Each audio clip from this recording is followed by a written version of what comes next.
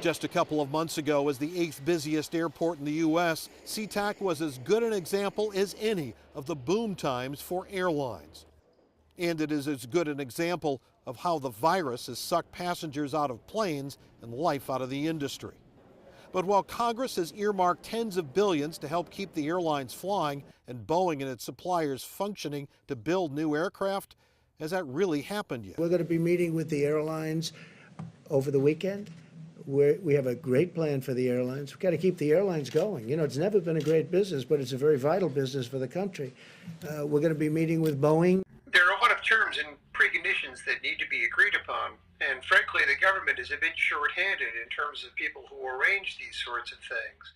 I reached analyst Richard Abalafia in Washington, D.C. He's with the Teal Group there. So I think there's going to be a lot of negotiations ahead before the cash actually disperses.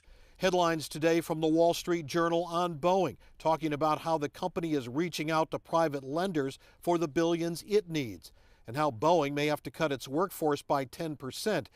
Delta Airlines says about a third of its employees are taking a furlough option, but its chief executive says it would like to see more.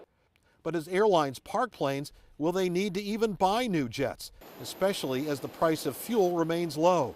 Jet fuel and labor are an airline's biggest expenses. So we're hoping they take the older stuff out of the mix and instead take on new jets like the 737 MAX or A320neo that, keep production output at a reasonable level.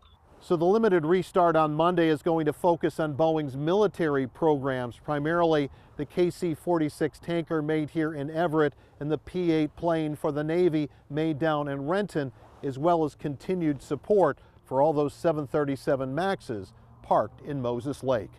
In Everett, Glenn Farley, King 5 News.